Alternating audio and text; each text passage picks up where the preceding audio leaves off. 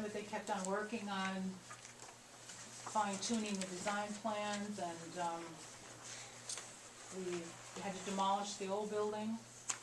We had to finalize the design and the plans, so none of that got done until May of '08, when they awarded the bids, and construction started in June.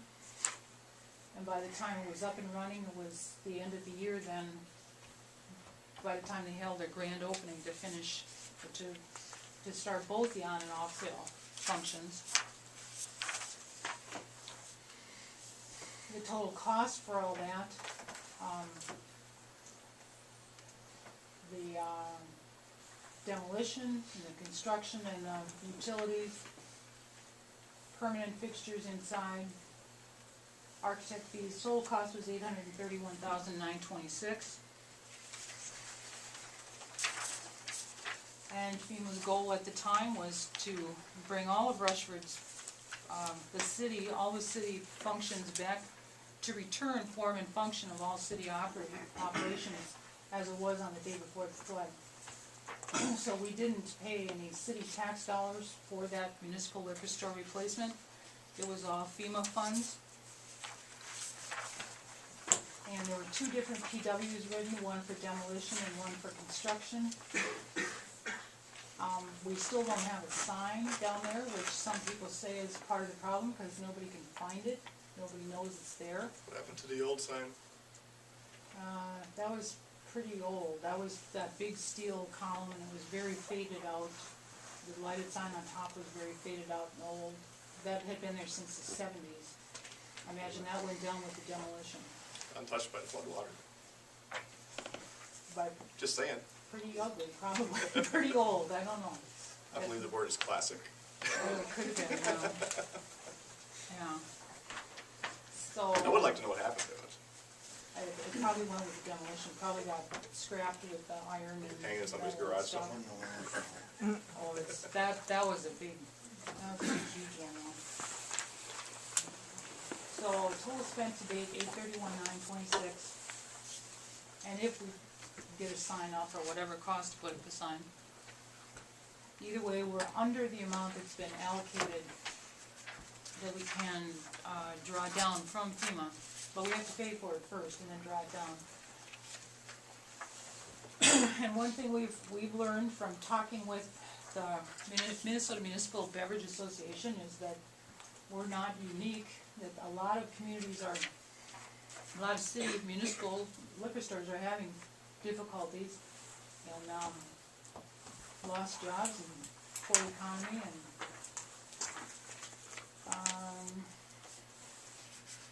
we've got the one full year of 2009, and soon we'll have a second full year of 2010, but I think we're seeing improvement in 2010 as far as the economy goes and the trends, but changes have been made too, and maybe that's part of that improvement.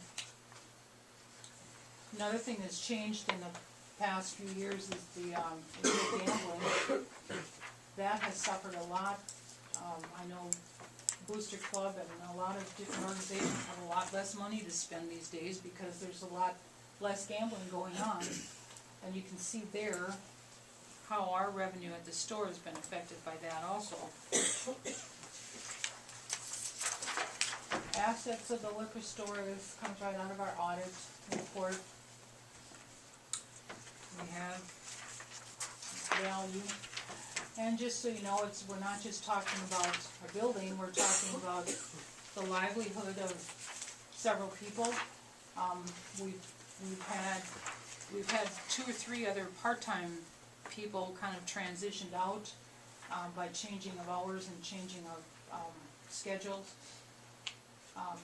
We have 1 full-time and all the rest are part-time. But these are people that live in the community and spend their wages in the community and would be affected by drastic changes. So our recommendation is that we continue to analyze and monitor the operations. What's the liquor committee that has been reviewing the liquor store closely in the last 6 months had come up with a lot of good ideas and changes. I don't believe everything has been explored yet. I think there's a lot of things that could be done that would grow the market for the community, but would also change the gross profit picture. I think there are a lot of things that could be tried and could be done. But we can make it improve if we're not, if we're not continuing to have a positive attitude and continue to work on making those changes that are reasonable and viable changes. But the downturn didn't start in 2007. In 2006, the net result of operations was less than $300 positive. Now you had $10,000 in gambling, but the results of the liquor store resulted in a profit of less than $300. Yeah. So the problem didn't start when the flood No, occurred. there was a downtrend already in 2006, and most of that probably could be attributed to the loss of jobs in the community when Rush Products or TRW, when they downsized, and we lost a lot of people who were in the community. We lost a lot of customers, and people lost revenue because they didn't have jobs anymore. So yeah, it did start going downhill in 2006 already. So now it's up to the council. You receive the testimony and comments and go from there.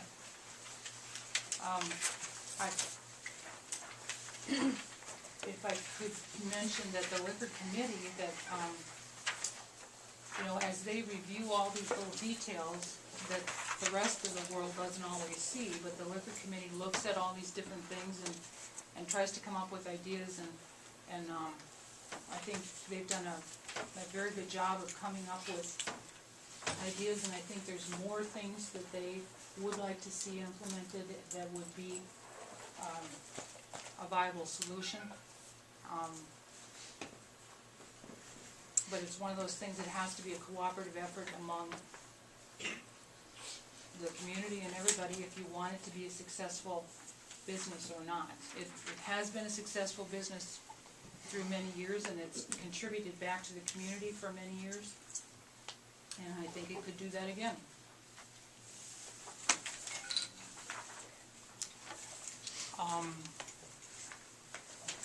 Let's see. Is Diane here? Yes, you are, Diane. Oh, okay. Is there anything I missed or that you could think of? No, just the hours of operation. And I don't know if they have that chart, Kathy.